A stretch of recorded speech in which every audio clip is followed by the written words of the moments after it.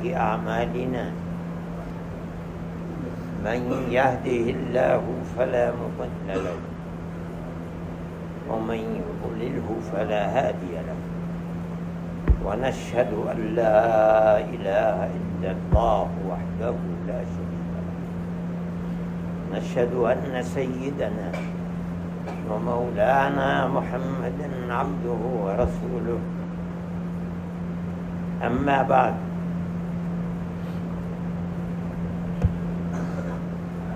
میرے بھائی،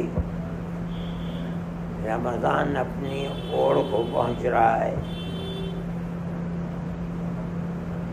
رمضان آ رہا ہے، آ رہا ہے، آ رہا ہے، آ گیا، اور اب یہ ہے کہ رمضان جا رہا ہے، جا رہا ہے، جا رہا ہے. دنیا کی کسی چیز کو بقا نہیں ہے. ایسی چیز، ایسی ذات جو ہمیشہ سے ہے اور ہمیشہ رہنے والی ہے، وہ صرف اللہ کی ایک ذات ہے. ورنہ ساری دنیا آتی ہے، شور مچتا ہے، آتے آتے آتے آتے ٹھہرتی ہے، چلی جاتی.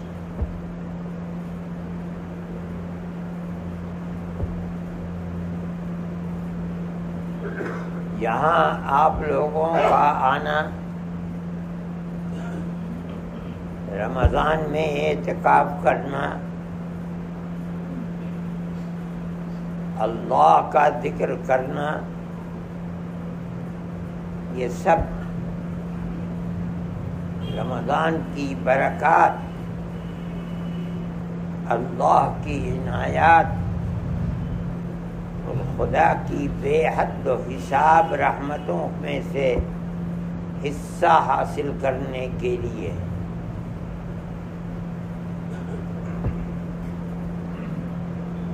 اس لیے کہ اللہ کی رحمتیں برستی ہیں رمضان میں.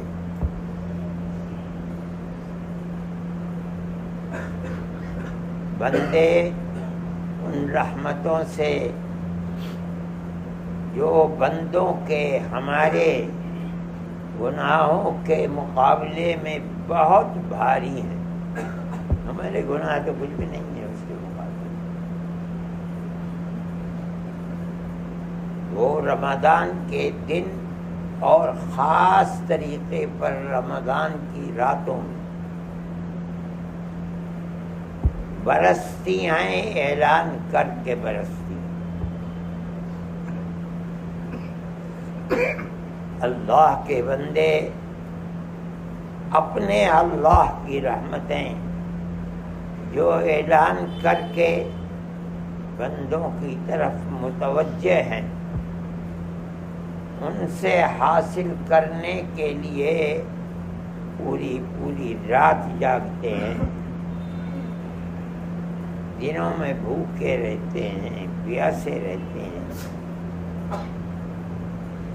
کوئی اور مقصد نہیں رہتا علاوہ اس کے کہ اللہ کی رحمت سے کچھ حصہ مل جائے. یہی مقصد ہوتا ہے. اسی لیے آ کر آپ حضرات ذکر کرتے ہیں. اتنا خدا توفیق دیتا ہے. ذکر کرنا اللہ کی رحمت کو اپنی طرف متوجہ کرنے کا ایک ذریعہ ہے. اللہ خود فرماتا ہے مجھے یاد کرو میں تمہیں یاد کروں. فاذکرونی اذکرکم،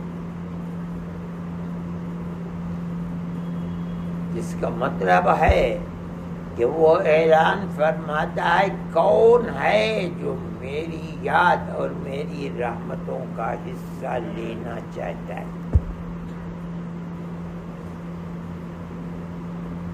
اور اس کا طریقہ کیا ہے؟ اللہ فرماتا ہے مجھے یاد کرو اگر میں چاہتے ہو کہ میں تمہیں یاد رکھوں.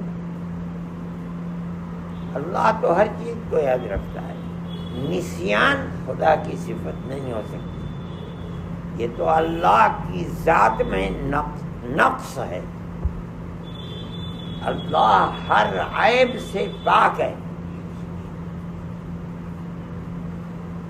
لیکن اس کا مطلب ہے یاد رکھنے سے جو رحمتیں جو عنایتیں دوسرے کی طرف ہوتی ہیں تم مجھے میرا ذکر کرو یاد کرو میں تمہیں یاد کروں گا. یعنی میری رحمتیں میری عنایتیں اس سے تمہاری دنیا بھی کامیاب ہوگی تمہاری آخرت بھی کامیاب ہوگی تمہاری زندگی بھی کامیاب ہوگی تمہاری موت بھی کامیاب ہوگی.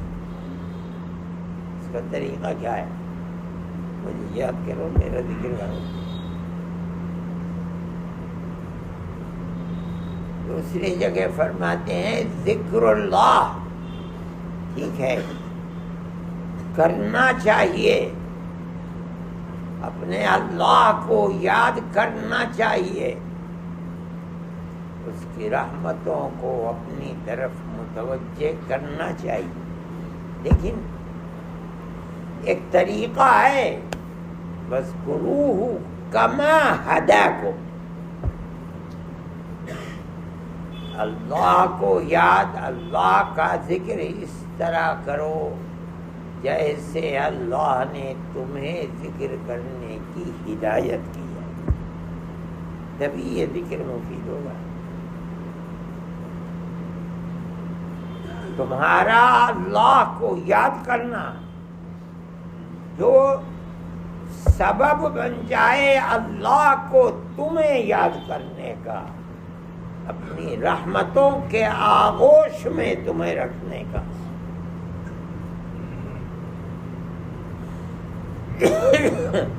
وہ جب ہوگا جب تم اللہ کو یاد کرو جس طرح اللہ نے یاد کرنے کی تلقین.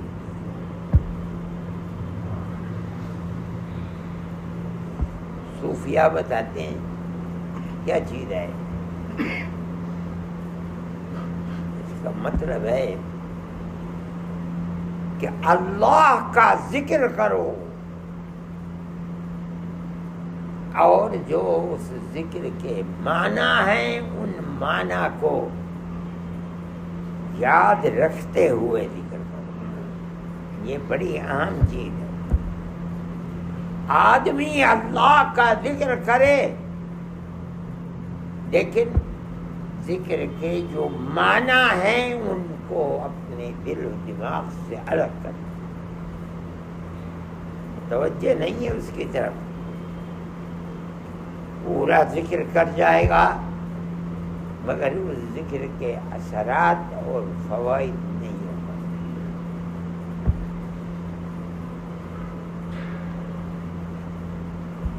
اللہ دل کے اندر ہے یہ بنیاد ہے.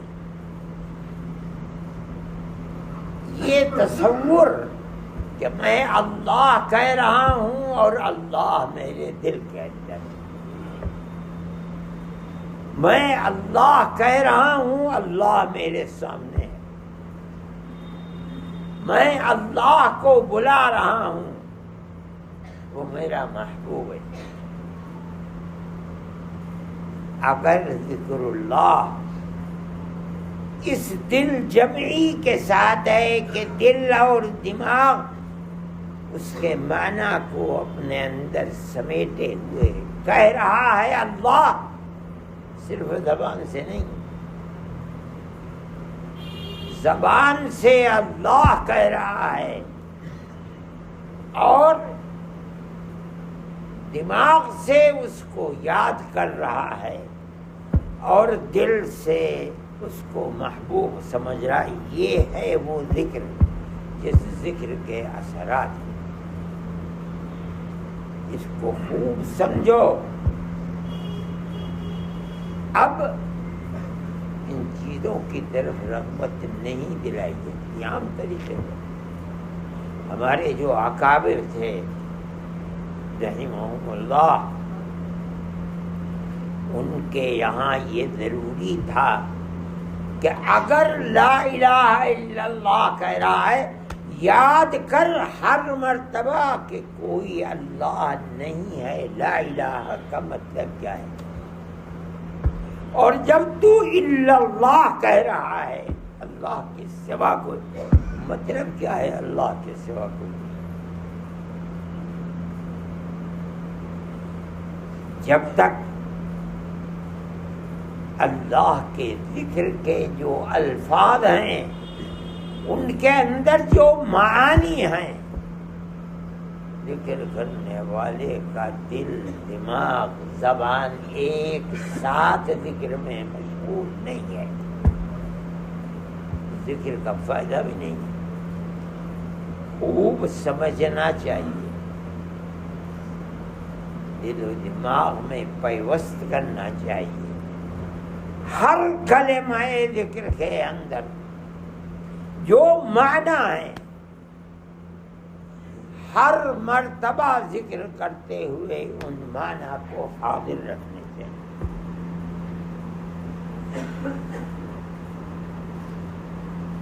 یہ بنیاد ہے. ذکر کرنے والے لوگ پہلے اسی طرح ذکر کرتے تھے. جب ذکر کرتے تھے چہرے کا رنگ بدل جاتا تھا. ہم نے دیکھا حضرت رحمۃ اللہ علیہ ایسا لگتا تھا جیسے آنکھیں پھول گئی.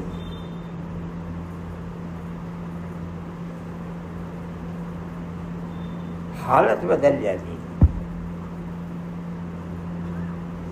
اب ذکر کرنے والوں کی توجہ اس طرح.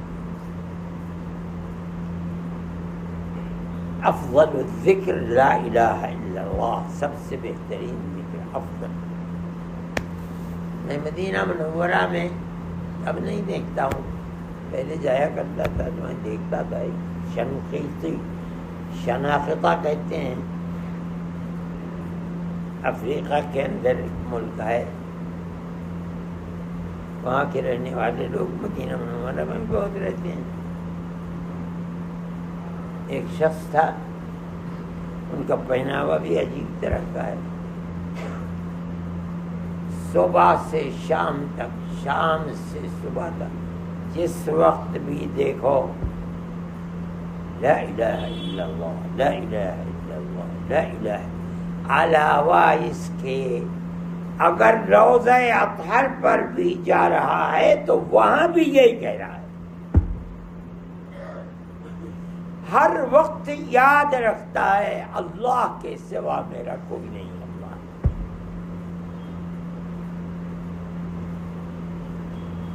ہمارے اندر اس کی بڑی کمی.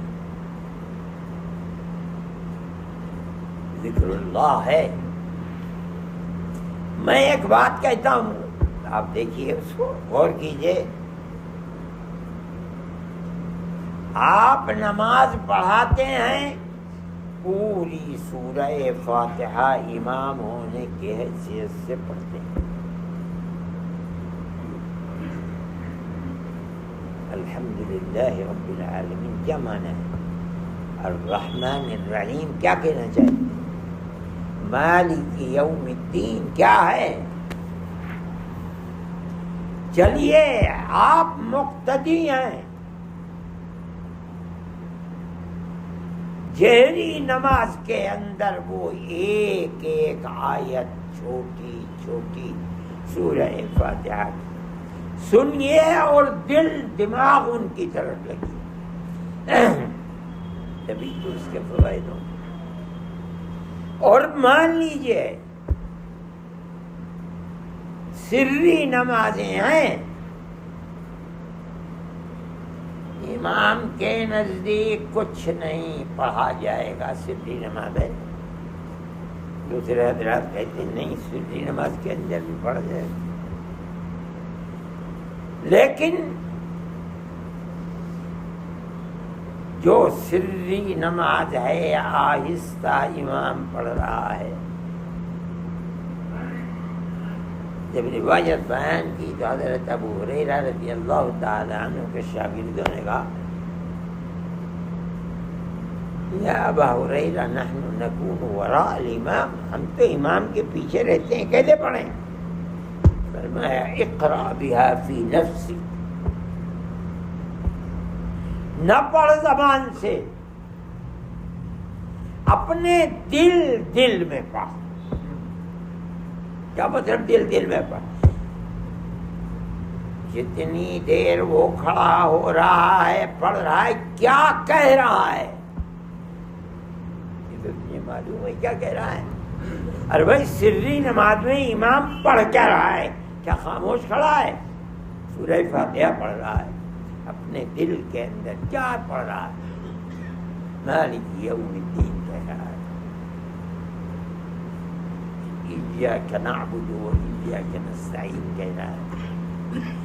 کوئی ذکر اللہ کا غفلت کے ساتھ نہ ہوا، اس کی کوشش کرنی چاہیے۔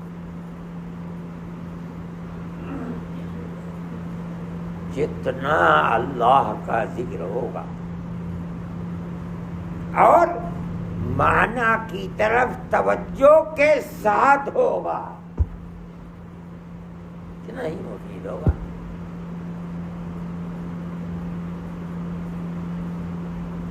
رکوع سے کھڑا ہوا، اب پڑھتا ہے الحمدللہ حمدا کثیرا طیبا مبارکا فیہ،